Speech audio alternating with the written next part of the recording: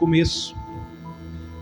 E eu quero pregar mais esta vez, e quantas vezes for possível e preciso, porque é uma mensagem que nos traz ensinamento, nos traz uma maneira de viver a verdadeira fé no Senhor.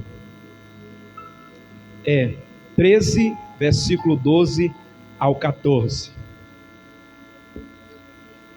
O texto diz assim, meus irmãos, vou deixar os demais encontrarem, fica melhor para a gente todos lerem juntamente comigo. Então, qual segredo ele guardava com ele? Qual é o segredo que eu devo ter com Deus também? Tem que ter segredo? Não precisa mais, nós precisamos entender que devemos ter uma vida com Deus. E a nossa vida com Deus, às vezes, ela nos leva a ter um secreto com Deus, um momento de oração, um momento de devocional. E nesse momento Deus fala conosco. Nesse momento Deus começa a desenrolar, como diz a gíria cristã por aí, o mistério, o rolo de Deus para a nossa vida. Vamos ler, diz assim: e naquele dia temeu Davi a Deus, dizendo: como trarei a mim a arca de Deus? Por isso Davi não trouxe a arca a si, a cidade de Davi, porém a fez levar à casa de Obed-edom, o geteu. Assim ficou a arca de Deus com a família de Obed-edom 3 meses em sua casa. E o Senhor abençoou a casa de Obed-edom e tudo o quanto tinha. Espírito de Deus, continua falando conosco nesta noite, Pai. Nós precisamos ouvir a Tua voz. Nós queremos, Senhor amado, ser tocado pela mensagem que hoje está sendo pregada. Deus, eu não sou nada, não mereço nada, Pai amado, mas o Senhor que é digno de toda honra e toda glória. Então nesta noite, Pai, exalta o Teu nome, engrandece o Teu nome, Pai. Meu Deus, vem nos tocar nesta noite por meio do Teu Espírito. Vai falando conosco nesta noite, Pai. Nós precisamos ouvir a Tua voz, Pai. Em nome de Jesus, toma nossas vidas, Pai, e fala conosco em nome de Jesus. Amém. Meus irmãos, a arca de Deus era o utensílio do templo. Era um utensílio que foi feito no tempo de Moisés. Por ordenança de Deus ela foi feita. E ela ocupava um lugar especial dentro do templo, dentro da tenda e depois dentro do templo. Mas houve um momento em que a arca foi levada pelo inimigo, pelos filisteus. Quando os filhos de Eli, sacerdote Eli, tomaram ela como um amuleto e levaram para a guerra. Levaram esta arca para a guerra como um amuleto, como se Deus fosse obrigado a abençoá-los, mesmo com sua vida sórdida, suja, sua vida pecadora, mas Deus não respondeu e não falou nada. Morreu os filhos de Eli, morreu a nora de Eli, e a arca foi levada. A Bíblia diz que esta arca passou 25 anos na terra estranha. E um dia aquele povo, de tanto sofrer pela mão de Deus, por causa da arca, eles pegam a arca, colocam em cima de um carro de boi e mandam ela embora. Chegou em um certo lugar, e esta arca ficou na casa de Abinadab, que era um homem que era da tribo de Levi, e que pegou aquela arca, colocou na sua casa e deixou, e passou mais alguns anos. E a Bíblia diz que Davi sobe ao poder, ou seja, ele se torna rei de Israel. E ele disse: eu vou buscar a arca de Deus. Eu vou fazer um lugar para colocar a arca de Deus. E ele pega um boi novamente, pega um carro de boi e coloca em cima do carro de boi novamente aquela arca. E a Bíblia diz que Abinadab tinha 2 filhos, que era Uzá e o outro era Aiô. E a Bíblia diz que eles iam guiando este boi, estes boi e esse carro, e a Bíblia diz que eles iam cantando, tocando, porque Davi estava feliz pela presença da arca de Deus ali com eles. Agora ele teria a presença de Deus novamente em Israel, porque a arca representava a Shekinah, a presença de Deus. E ele alegre cantando, e eles fazendo churrasco, e tocando, e caminhando, e levando, e chega um momento em que o boi, ele tropeça, e diz a Bíblia que Uzá vai pegar a arca para não cair, e a Bíblia diz que aquele homem morre na hora, ali Deus fulmina ele. E agora, o que acontece? Toda aquela festa acaba, acontece um clima de tristeza ali. E agora, por que aconteceu isso? Davi não tinha observado, meus irmãos, o que dizia na lei, como que deveria carregar aquela arca. Muita gente quer levar a arca, a presença de Deus, nas costas dos bois. Mas a arca de Deus, a presença de Deus, ela não foi feita para ser carregada por animais, para ser levado por qualquer um, mas pela presença, a presença de Deus levada pelos homens, na vida do homem. E é isso que Deus ainda hoje quer habitar na vida do homem, glória a Deus. E ele foi ver e viu que tinha errado. E naquele momento parado, todo mundo triste. O que faremos agora? E Davi diz: como farei eu para trazer a presença de Deus para mim, para Israel? É o que nós devemos fazer também nesta noite, esta pergunta: como farei para trazer a presença de Deus na minha vida? Como farei para trazer a presença de Deus na minha casa? Como eu devo fazer para trazer Deus na minha vida? Será se é necessário colocar em cima dos animais? Será se é preciso colocar no carro de boi? E a resposta é claro que não, é claro que não. Porque, meus irmãos, naquele dia ele olha para o lado e ele vê uma casinha bem humilde, e está saindo fumaça ali naquela casa.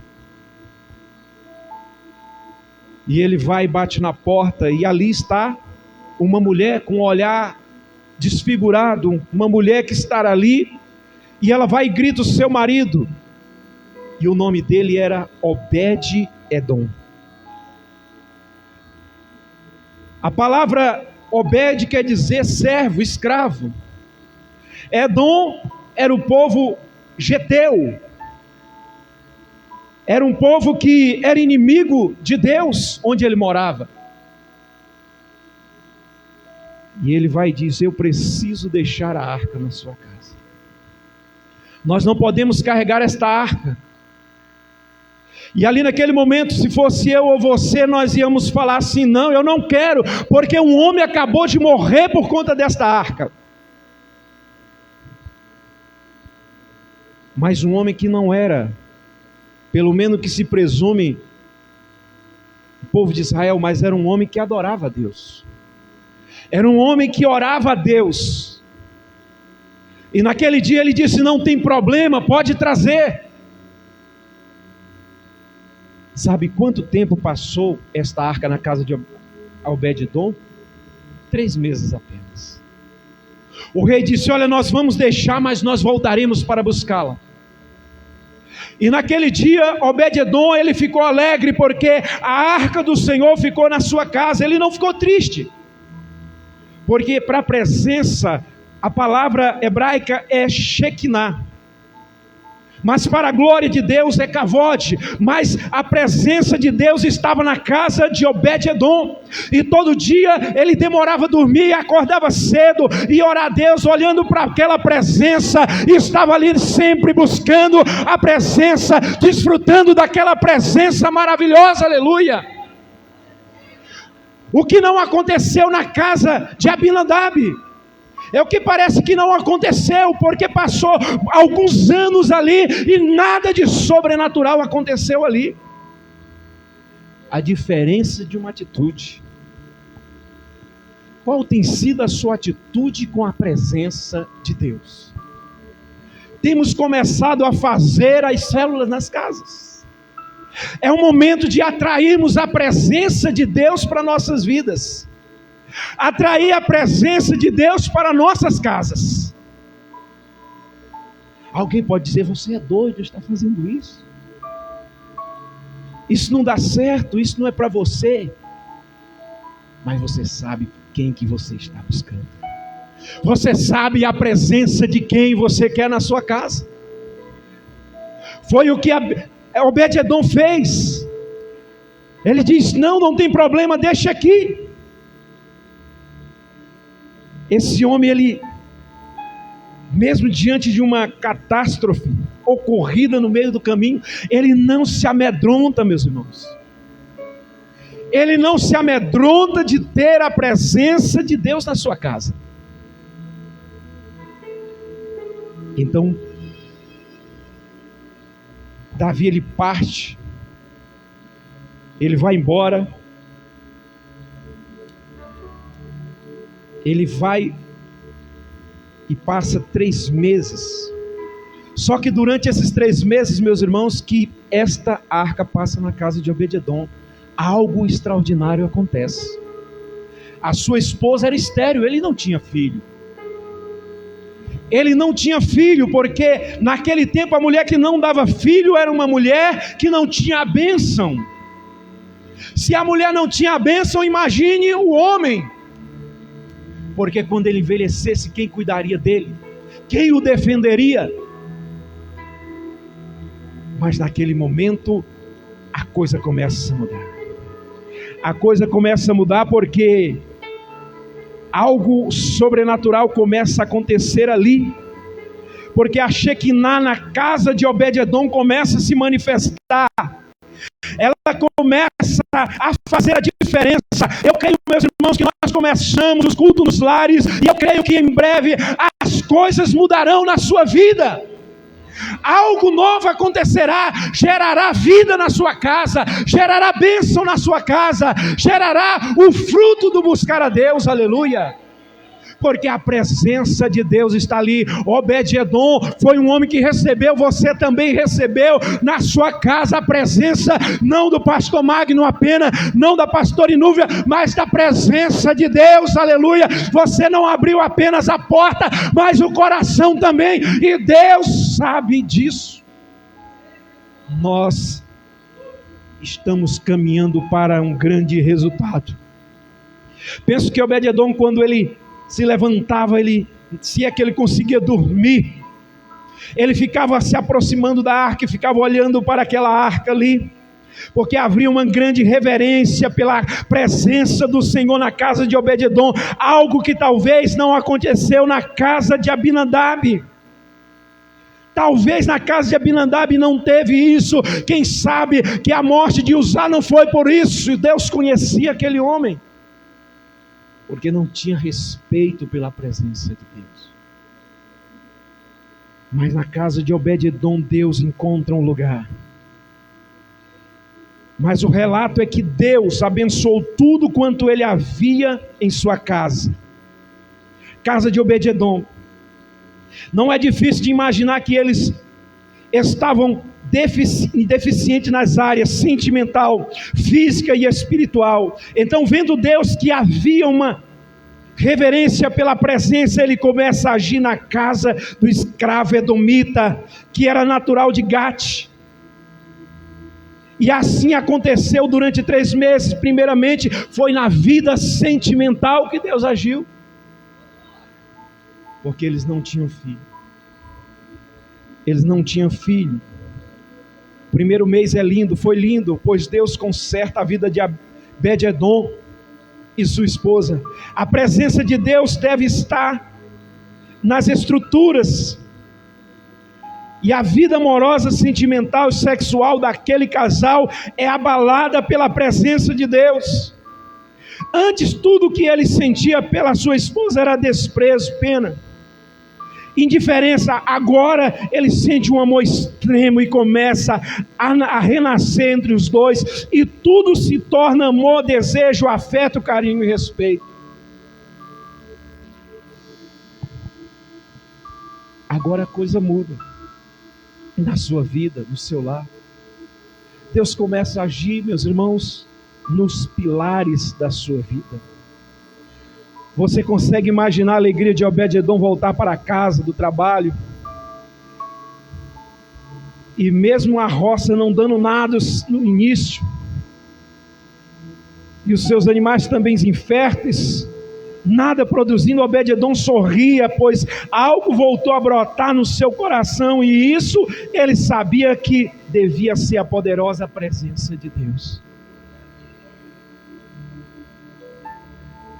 Porque no passado, quando a pessoa não tinha a bênção de Deus, era assim.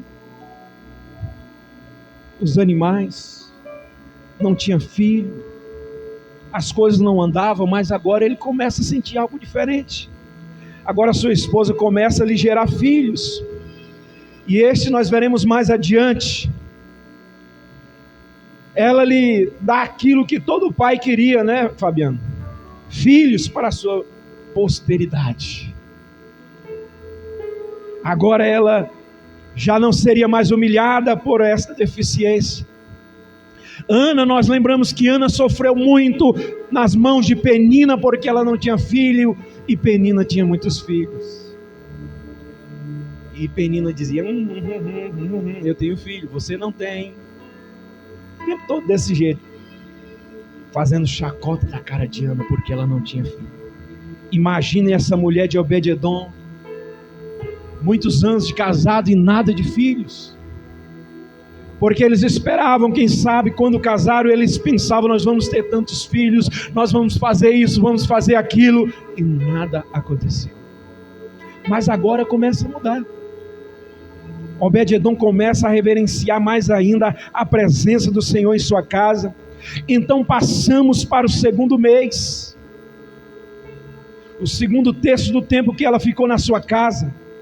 Agora na área física, 30 dias já tinham se passado, e entramos no segundo mês, onde já com a vida sentimental restaurada, Jeová passa a agir na sua vida física ou material, que é a mesma coisa. Então, um belo dia, Obed-edom chega em casa com as espigas de milho, uma sacola cheia, um carneirinho nos braços. Sua esposa, vendo aquilo, quase não acredita e faz uma pergunta idiota: o que é isso, meu marido? E ele responde: só pode ser a presença de Deus que está mudando a nossa vida. Os animais estão começando também a se reproduzirem, coisa que não acontecia na nossa vida também, irmãos.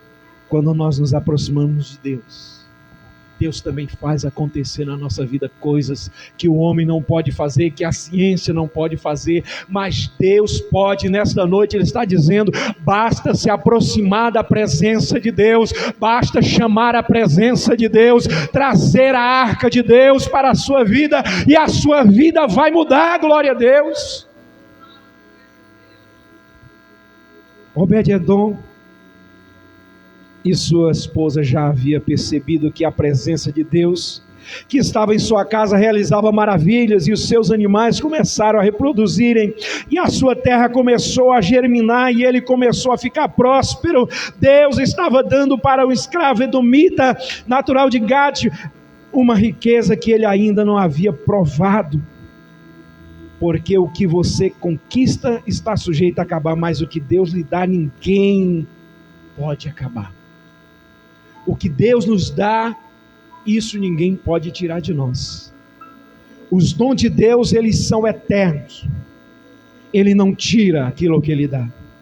Porém, uma angústia pairava agora no coração de Obed-edom, a sua amada esposa também. Eles se recordaram que Davi disse que voltaria para buscar aquela arca e levá-la para o santuário feito para ela. Isso agora incomodava aquela casa, mas em momento algum eles deixaram de ter a reverência pela presença de Deus.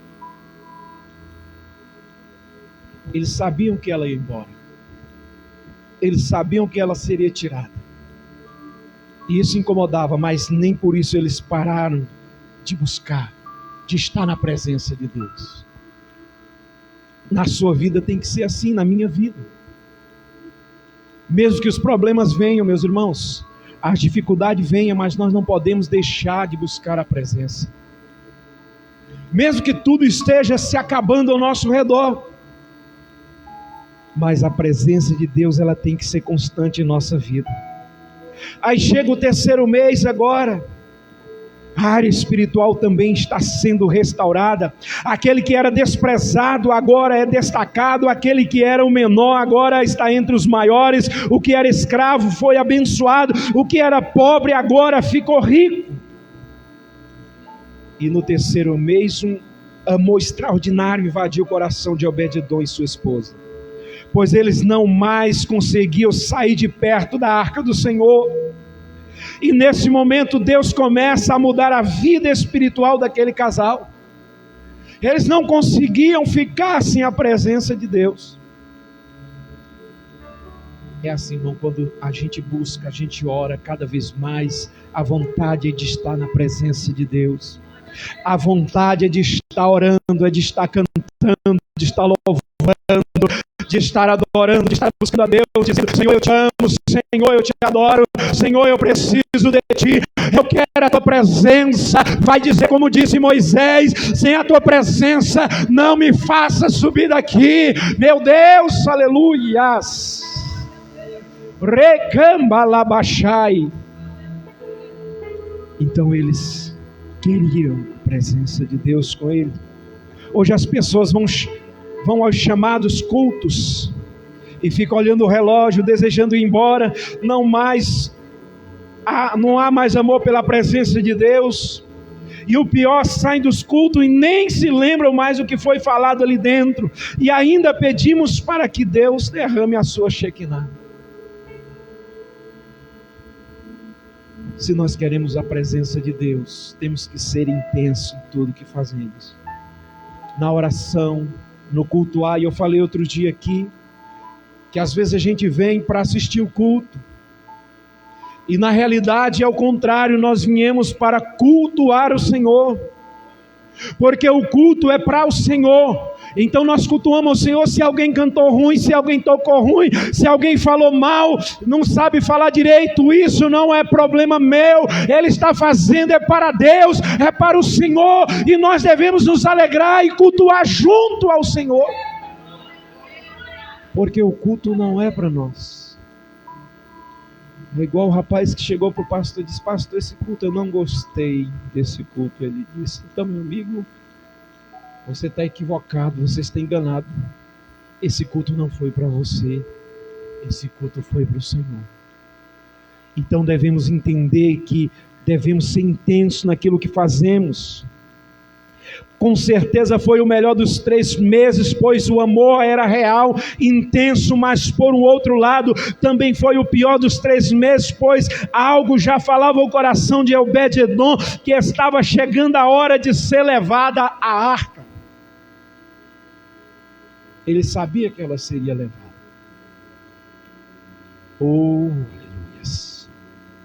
E ele pensava: como nós vamos fazer agora? Como viveremos sem a presença de Deus? Como nós viveremos, irmãos, sem a presença de Deus? Pedro um dia está no discurso de Jesus, assistindo a pregação de Jesus, e ele viu as pessoas saindo da presença, indo embora, e Pedro chega e puxa a túnica de Jesus e diz: Senhor, as pessoas estão indo embora, a palavra está dura demais. Aí ele diz assim: você não quer ir junto também, não? Você pode ir se quiser. Aí ele cai em si. Senhor, para quem iremos? Para quem iremos nós, se só o Senhor tem a palavra de vida eterna? Se só o Senhor tem essa presença maravilhosa? Se só o Senhor é que faz esses milagres em nós? Se só no Senhor nós temos a esperança? Oh, meus irmãos, nós não temos a quem recorrer a não ser Deus, a não ser o Senhor dos céus. Se não recorrermos a Ele, não temos esperança a não ser em Deus. E ele sabia, Obed-edom, que agora a sua vida foi mudada. Foi o que eu disse aqui na igreja, que as coisas mudariam e nós não podemos voltar mais atrás. Nós entramos nesse projeto do trilho do salvo vencedor e nós não podemos voltar mais atrás. Nós temos que avançar. Primeiro veio os encontros, o treinamento está aí. E agora as células vão produzir vidas, e vidas vão trazer mais vidas, e glória a Deus, e a presença de Deus, ela será cada vez mais forte aqui neste lugar, aleluia! Na sua casa, na sua família, na sua vida, aleluia! Aleluias! Então Obed-edom sabia que não podia se desvencilhar, se separar da presença de Deus, porque aquilo que lhe fazia bem, aquilo que tinha mudado a sua vida. Como é que um bêbado, drogado, cachaceiro, que foi transformado, como eu e como muitos outros, eu posso voltar atrás? Eu não posso, porque eu sei o bem que o Senhor tem feito na minha vida. Já são 27 anos na presença de Deus, e tudo que sou, que tenho, eu devo a esse Deus. Eu devo a Ele. Eu digo como Pedro: para quem irei eu? Para onde irei eu? Não posso, eu nem me reconheço mais. Quando eu olho para trás, eu nem posso mais me imaginar fora da presença de Deus, porque se eu for pensar assim, não, assim tal lugar eu me encaixo, não me encaixo, tal lugar também não, não tem mais lugar para mim fora da presença de Deus, não tem mais lugar para você fora da presença de Deus. O nosso lugar é na presença dEle. Então o segredo de Obed-edom, ele é revelado quando nós entendemos esta palavra. Certo dia, quando Obed-edom estava na roça, ele ouve os sons como de muitos cavalos, e na porta da cozinha um grito chamando por ele. Era a sua esposa. Obed-edom, vem correndo, larga tudo para trás. Chegou o rei Davi, que ele quase não acredita no que vê. O rei Davi não acredita tanta prosperidade. Ele não acredita, aquela casinha velha foi reformada, foi reconstruída uma casa maior. Tudo que tinha dentro da casa foi mudado. Agora já tinha um muro bonito, agora já tinha roça, coisas verdes, muitos animais ali, e já havia, a mulher já estava grávida, ela tinha um bebê no seu ventre esperando para nascer. E ele diz: epa, algo aconteceu aqui. Por isso que Davi disse: como farei eu para trazer a presença de Deus? Ele sabia, Davi sabia, e ele fez de tudo para trazer. Mais de 25 anos esta arca fora de Israel. Os outros não se preocuparam em buscar a presença. Irmãos, nós temos que buscar cada vez mais a presença dEle. Davi olha para Obed-edom e diz ter ficado sabendo que Deus tinha abençoado tudo que ele tinha, e Obed-edom diz: é verdade, rei. E Davi diz: eu vou levar a arca do Senhor. E Obed-edom, naquele momento, ele diz algo ao rei com toda a coragem. Preste atenção. Rei meu, ele diz: a arca do Senhor vai contigo, mas eu irei junto da arca. Eu não ficarei. Para mim já deu o que tinha de dar aqui, Senhor, rei. Eu não vou ficar aqui, mas não, eu quero estar perto dessa arca. Ela mudou a minha vida. Então, meus irmãos, a presença de Deus, ela é a essência da nossa vida. A presença de Deus é que nós precisamos seguir. Tem muitos homens por aí que são famosos, muitos artistas, ídolos, muitos influenciadores, mas o único influenciador de vida que merece nós seguirmos é Jesus. Esse é o digno de toda honra e de toda glória. Sem Ele nós não podemos viver, sem a presença dEle. Obed-edom, ele toma uma decisão, e com certeza a esposa concordou. Eles iriam deixar tudo para estarem perto da presença de Deus. Esse é o segredo de Obed-edom, estar sempre perto da presença de Deus. Outrora um escravo edomita, descendente de Esaú, pobre inimigo de Israel, descendente de Esaú, que negou a bênção, e natural da cidade de onde veio o inimigo de Israel, que era o gigante Golias, mas agora rico, fazendeiro próspero, e abençoado que deixava tudo para estar perto da presença do Senhor. Então ele teve alguns atos na sua vida para que esse segredo fosse nos revelado hoje. O primeiro ato foi o ato de um adorador. Adorar, meus irmãos, não é só cantar, eu já tenho falado isso aqui. Não é apenas louvar a Deus que você vai estar adorando, mas adorar implica em serviço. E ele servia na presença de Deus. Ele trabalhava pela presença de Deus. Em 1 Crônicas, capítulo 15, 17 e 18, nós vemos Obed-edom, ele se tornou um porteiro do santuário do Senhor. Ele amava tanto a presença de Deus que pediu ao rei Davi que deixasse ele ficar perto da arca. E então ele se fez um porteiro, que agora, ainda que pelas frestas da porta, ele contemplava a presença de Deus. Ele diz: eu quero trabalhar, eu quero ficar perto da arca. Se tornou porteiro para poder estar perto da presença de Deus, olhar pela porta e ver a arca do Senhor. Ele não podia mais viver longe da presença do Senhor.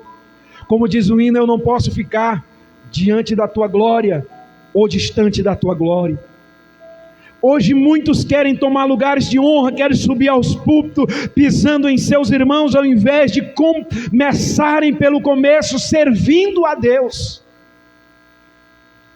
Poucos querem servir a Deus, igual esse homem. Então esse foi o primeiro ato dele. E por isso Jesus disse ao Pai que procurava os verdadeiros adoradores que adorem Espírito em verdade. Saiba de uma coisa: você não precisa que seu pastor te veja, que seu líder te veja, mas que todos nós precisamos somente que o Senhor nos veja adorando. Eu lembro no tempo do apóstolo Doriel, tinha um monte de homem lá na torre orando. Estava todo mundo calado quando ele entrava com o carro. Glória, aleluia. Irmão, não é isso que Deus quer, não. Ser falso, não. Ser verdadeiro. Talvez você não faça nem barulho na igreja, mas você adora. Talvez a sua vida, alguém nem perceba que você é um adorador, mas na sua casa você tem o seu horário de oração. Você tem o seu secreto com Deus. E Deus, Ele sabe disso, que aquele que te contempla no secreto, Ele te abençoará em público. Ele vai te abençoar em público. A tua vida secreta é tua e dele, mas ele vai mostrar para o inimigo, para as pessoas, que é ele que tem te abençoado. E eu me lembrei agora de ontem. Eu estava indo para a casa do trabalho e pensando no poder das palavras e de nós profetizarmos a bênção. E eu cheguei, disse: Júnior, Deus te abençoa, e abençoe a vida dele.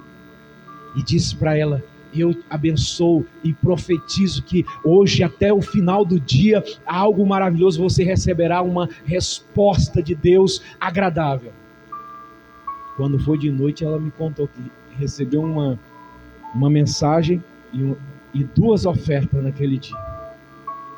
Então quer dizer, é necessário também que a gente profetize, dizendo, de olho aberto, falando: eu declaro na minha casa a bênção. Eu declaro a bênção de Deus na minha vida. Eu declaro a bênção no meu filho. Eu declaro a bênção do Senhor na vida dos meus parentes. Eu vou conseguir isso, eu vou conseguir aquilo. No nome de Jesus. Deus não deixará você ser envergonhado. E o Júnior também, ele cata latinha, né? Está catando de novo. Ele catava no passado, parou, está catando de novo. Diz: eu também recebi minha bênção. Ele disse que deram uma sacola cheia também de latinha para ele. É pequeno? É. Algo que é pequeno? É. Mas de alguma forma Deus tem agido. Então vamos pedindo as coisas. Ainda não é grande, mas vão se tornarem grandes. Obed-edom, ele viu que as coisas, ele poderia começar pelo começo, sendo um porteiro.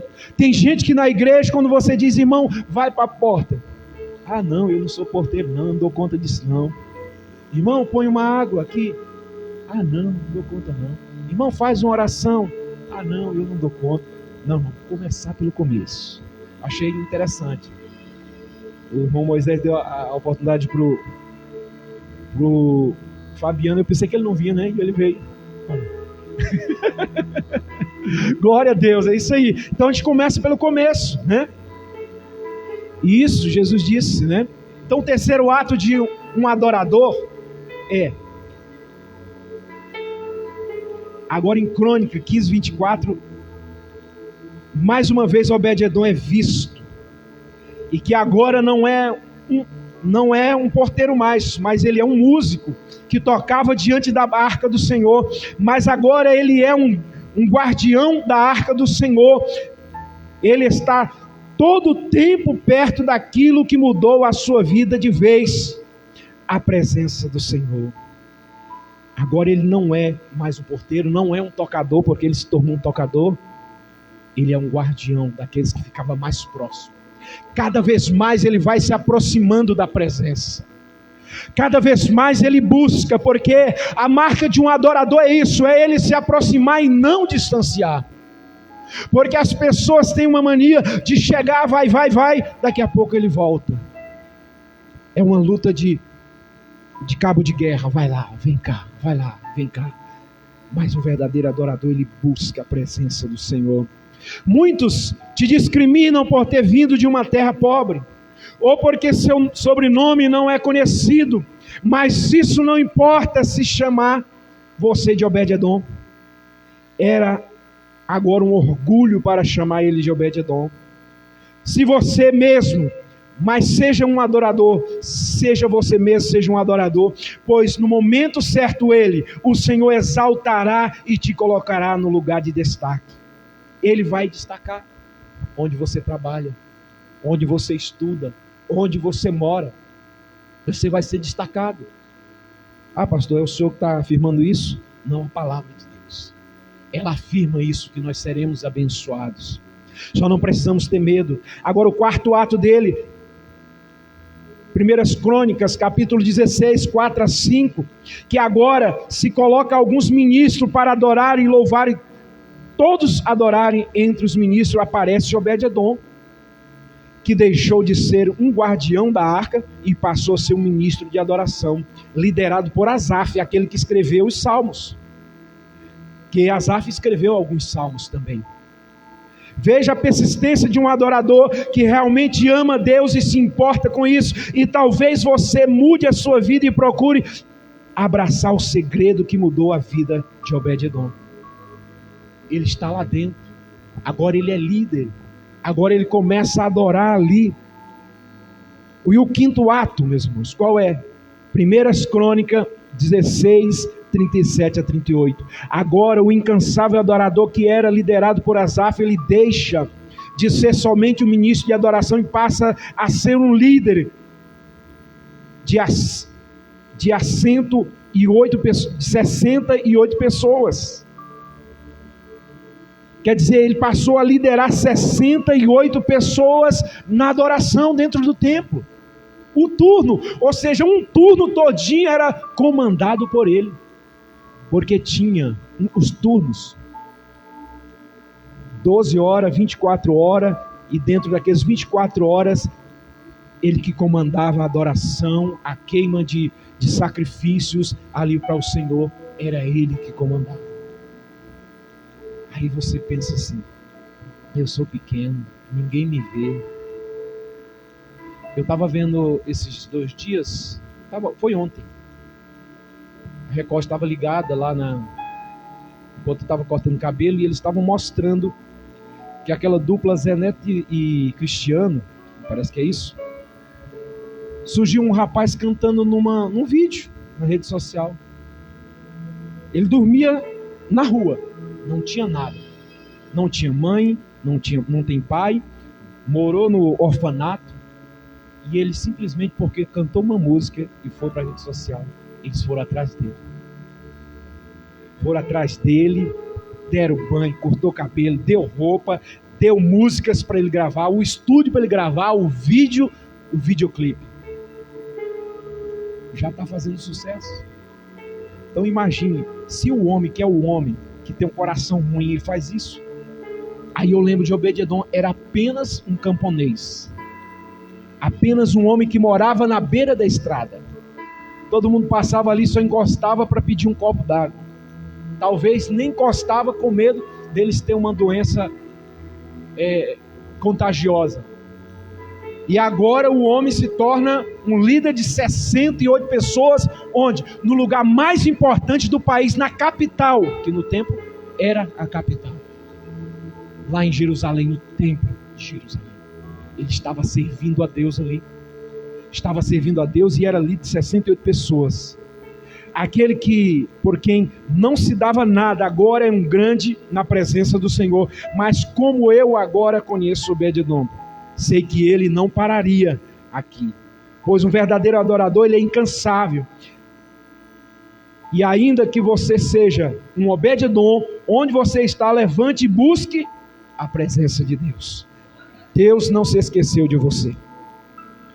Então Deus não esqueceu de você, meu irmão. Talvez os homens tenham esquecido, talvez as situações tenham se mostrado adversas, talvez os obstáculos são grandes para você, aos seus olhos, mas para Deus nada é impossível. Para Deus nada é impossível, meu irmão. Pensa naquele problema mais difícil aí que você tem. Pensou? Qual é o problema maior que você tem aí na sua vida? Eu profetizo que esse mesmo Deus que estava na vida de Obed-edom está na sua vida e vai te abençoar também.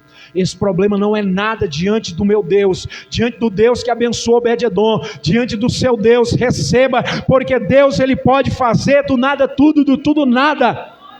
Então receba, porque Deus é poderoso e Ele vai fazer grandes coisas a partir de hoje na sua vida. Eu profetizo como servo de Deus, homem de Deus, aleluia. Qual foi o sexto passo de um adorador? 2 Crônicas 25, 24.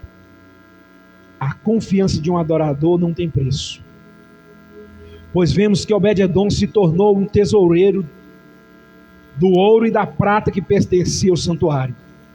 Dentre todas as pessoas ali junto ao rei Davi, o escolhido quem foi? Para controlar o tesouro, a tesouraria? Obed-edom. E pasme, você no que eu vou lhe informar agora. Segundo o estudo do tesouro do santuário do Senhor, que estava sobre a responsabilidade de Obed-edom, corrigido para os dias de hoje, chegaria a cerca de 3 bilhões de dólares. Ou seja, comparando hoje, não quero comparar com Haddad, não, quero comparar com o outro ministro. Como é que é o nome, André?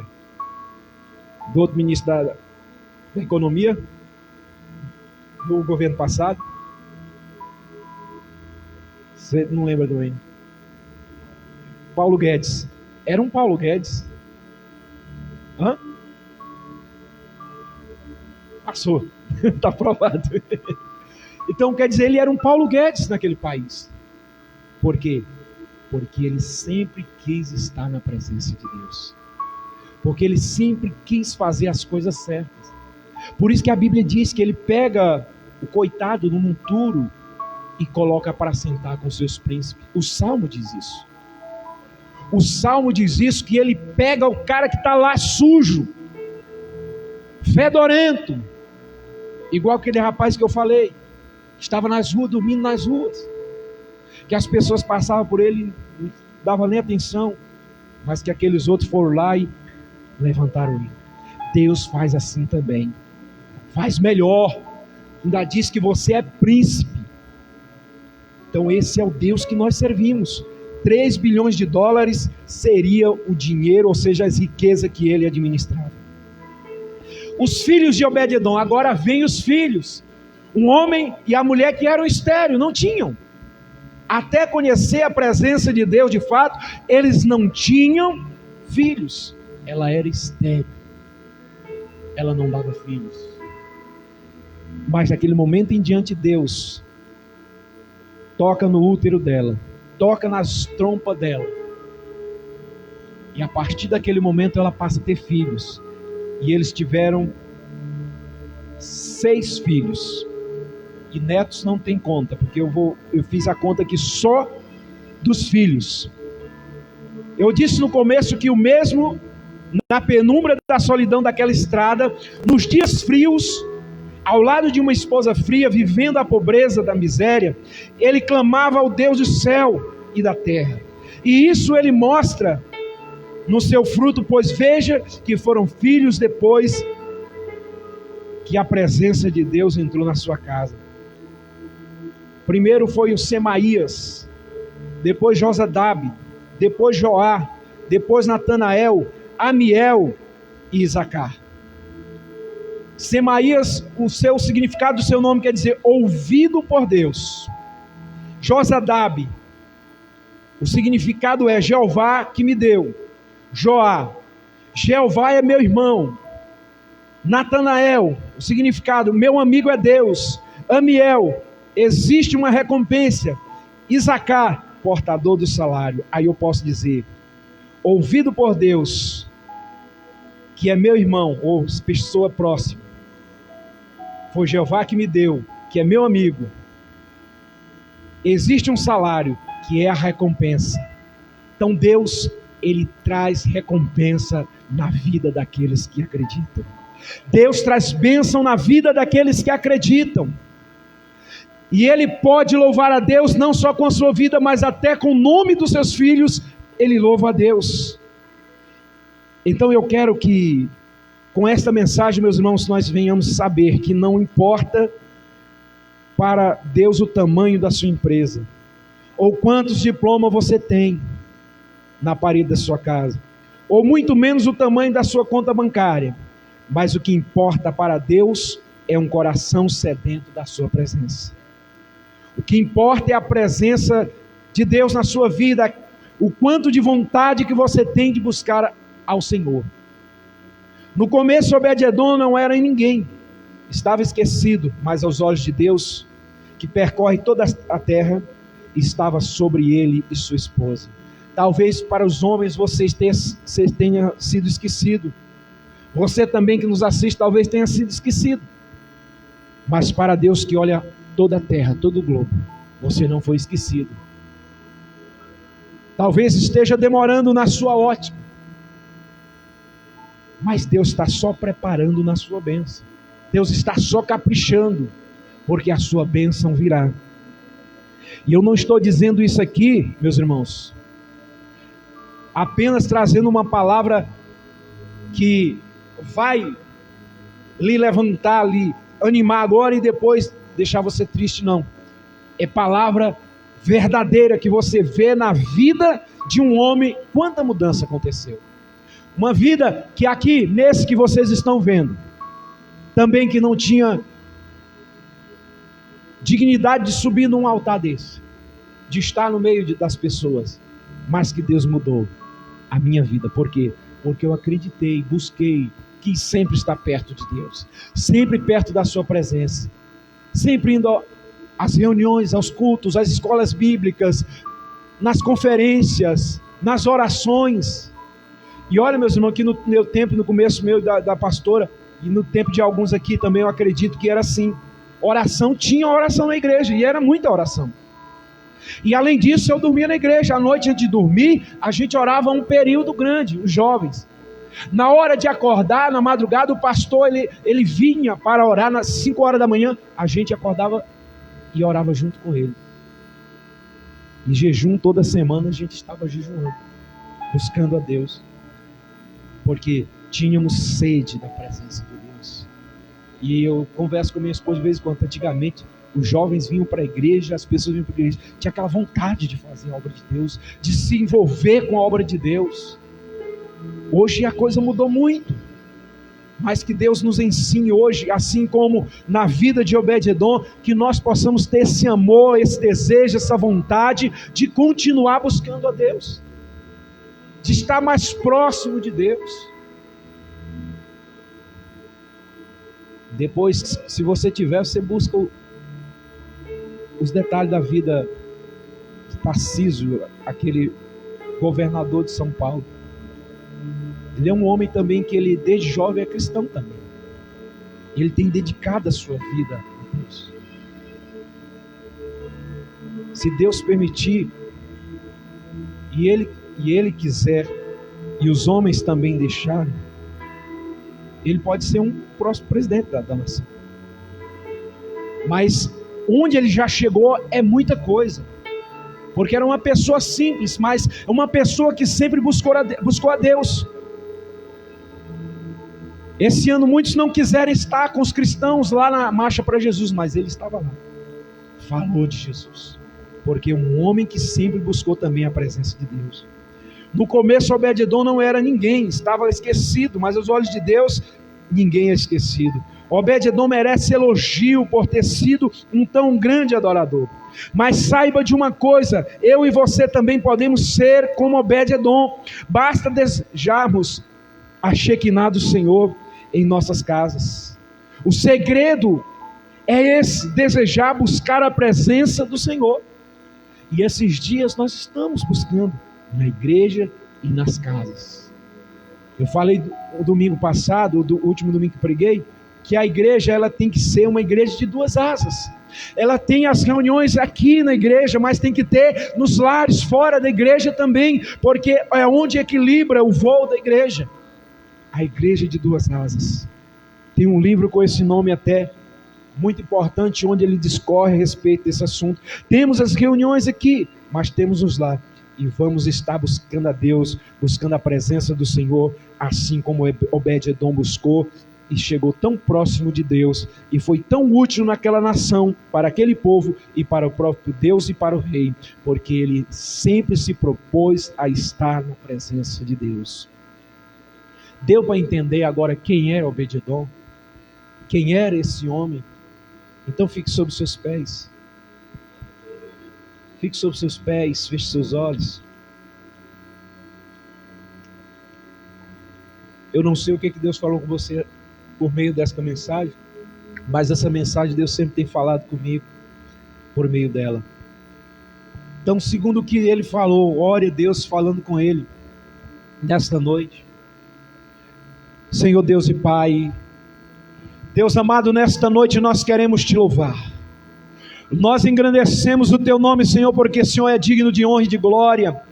Meu Deus, nesta noite nós ouvimos sobre a história deste homem, que não é uma história, um conto, Senhor, apenas, mas é uma história verdadeira, com H maiúsculo, Senhor, meu Deus, e que já faz, meu Deus, a diferença na nossa vida. Então nesta noite, Pai amado, a cada um de nós que aqui estamos, Senhor amado, meu Deus, sabendo que o Senhor quer mais de nós, e nós também devemos querer mais de Ti, e nesta noite, Pai amado, vai envolvendo a cada vida, a cada pessoa, a cada lá, Senhor amado, que há uma célula, Senhor, que o Senhor começa a agir, a mudar estas vidas, Senhor, mudar este lar, trazer a presença do Senhor, trazer a bênção na vida física, na vida sentimental, meu Deus, na vida espiritual, na vida financeira, Pai. Age nesta noite, tira as doenças, Pai, tira o mal, Senhor, começa a abençoar a cada cristão, a cada irmão desta igreja,